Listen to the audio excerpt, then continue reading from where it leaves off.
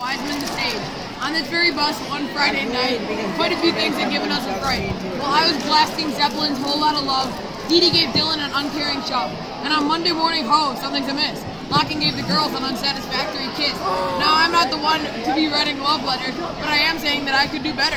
Dylan. Heck, you could even do Blanchard to try. At least he'd do it with closed eyes, not staring at a girl like a fish out of water. Locke and Crowley would even kiss his own daughter. Again, on the bus bar, the Wiseman through sun and through rain.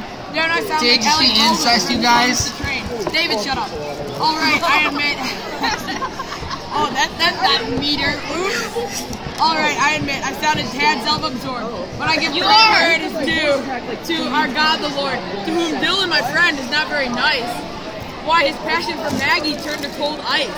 Speaking of cold ice, Matt needs it the most. For on the bus, I portrayed a red-hot roast. Everyone laughed at my Matt Schnack impression, leading the aforementioned to chronic depression. And my William impression, he is too tall. I guess, buddy, I love Matt after all. Another day earlier on the bus, the girls insulted my clothes. I'll buy me up some good flannels, I suppose. So I bought some flannels and some jeans, but the black ones Dylan calls sweens. But I guess the black ones are stretchable. To call them jeans would be a load of bull. So the same day I finished this first poem, not on the bus, but in the comfort of my home. And it all started because of MC Cram, English teacher to many of the LTAC fam, which I think is just quite a stupid name, but half the things we say are stupid just the same. That was amazing. The Humeridacy, part 2. So now I write about the original subject of my talk. I think it will go off. Oh no. Your writing career is over. So now I write about the original subject of my tale. I think it will go off without fail. As I peered through the bus quagmire, hearing Maggie mispronounce liar. For I thought in this case I was Apollo, but in truth he is quite hollow. So Umair had struck up a tune playing Minecraft, and I asked him, have you struck bedrock in that mine shaft? Allison, of course, made fun of me, along with her companion, Maggie. But it was not all in vain, for Allison told the story of Minecraft Pain. The popular girls at school once played the game. They now deny it. What's the block thing's name? But everyone will remember the fun of when building a diamond sword was priority #1. But Dylan denies it, saying he said, blowing up things till every villager's dead. On the bus, we talked about ship names I'd rather not share, except for the fact that Locken has way too much leg hair. Because I promised that in each poem would be one Locken roast, so at the end of this, he would be offended the most. But never mind now, let's talk about the aforementioned Sevi, whose brain holds more knowledge than her water held by a levee. In fact, Maggie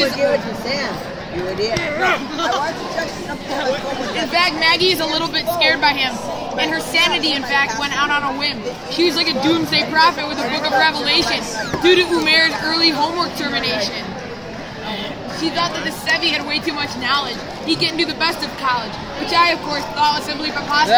Umair will be a professor of rhinoceros. Yes, he'd be working at the Brookfield Zoo, just not working minimum wage cleaning elephant poop. I mean, this kid uses big words like compensated. By all those college acceptance letters, he'd be berated. According to Dylan, him liking Maggie is preposterous. But we all know his passion for her has grown monstrous. Another subject is Frosty sitting with us, but he should be sitting with the Sevies in the front of the bus. At first, I thought it was cool that he liked classic rock, but now he's grown as entertaining as a moldy sock. And as we pass New China Buffet, I wish I could eat Asian cuisine every day. And as we travel on through Addison to Lane, where my calf muscles have been slain by the endless seas of climbing stairs, from the 4th floor to the JRO to see layers. And this is the place where Umair gains smarts and reading math and the fine arts, and also where we eat minced tarts, and where Sevi love captured many hearts. Okay, that is... No, you can't even decipher my hieroglyphics. Okay, but the bus poem number 3. There's only one landmark left. Hey, buddy! Okay. Elias one day asked, really, Yuli, even though over his crush he was getting all drooly. But the girl he loves I will not name, for once already revealing a crush, I was in shame. But this is not about Elias, it's about the other Michael. And his good political opinions have reached the end of their life cycle. For every day he goes around and worships Trump, and I feel a little like Forrest Gump. For recalling these tales could be a motion picture. So get in the theater, turn off the light fixture, and I will tell you of another Carolina tale. But Puchko's intents to kiss her will fail, because alas, she is about a foot taller. And Puchko still thinks that he is a baller.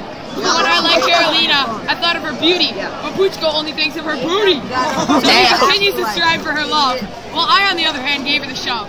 Well, Aiden's way of remembering nitrate will explain, Puchko will not be able to handle the pain. I quote, Carolina rejected Michael 2 or 3 times. Yes, maybe Puchko's lips puckered up like he tasted limes. But Aiden did not specify which Michael it was, so I think this method applies to both. It was you. So Puchko's will sit, getting ever more desperate. But for him to get Carolina, Aiden would condemn it. And even though I'm 1/2 through this lyrical feat, Puchko's teeth by now must have turned red as a beet. Now, however, it's time to switch gears. To shave Locken's legs, you might need garden shears. Hearing these roasts made Locken a tad irked. For Carolina, like a stalker, around every corner he learned. Until one day she dropped him like rotten eggs. And then Locken started staring at Lauren's leg. Yes, Jordan wrote quite a fanfic, but I think she wrote the second one a little too quick, for it was insulting me, the poet. Am I about to roast Jordan? Yep, you know it. In 2287. Jordan loves Aiden, the little 12-year-old. Quite often we did scold. You and Aiden, something's not right here. Why, last night, I say it out of fear. She kissed Ladif right on the lip. I should not let these secrets slip. But I heard she has a crush on 4 guys. Why, gossip of this size would attract quite a crowd, I do say. They'd wait in line for half a day. But this is all tomfoolery. Again, I say the word. Not one bit of this information I've ever heard. But Dylan said this poetry was going to die out. Well, I think he's a snot-nosed loud. Why, the nerve of him, it's ticking me off. I don't want him to think that I'm growing soft. Now I say it with 3rd grade grace. You know what's gonna die out? Your face! Enough of these hijinks, enough out of you. Enough of these hijinks, enough out of you. I'll get you my ugly and your little dog too. Yes, nothing's as great as an old-fashioned insult. I think I'll expel Dylan from my Shakespeare cult.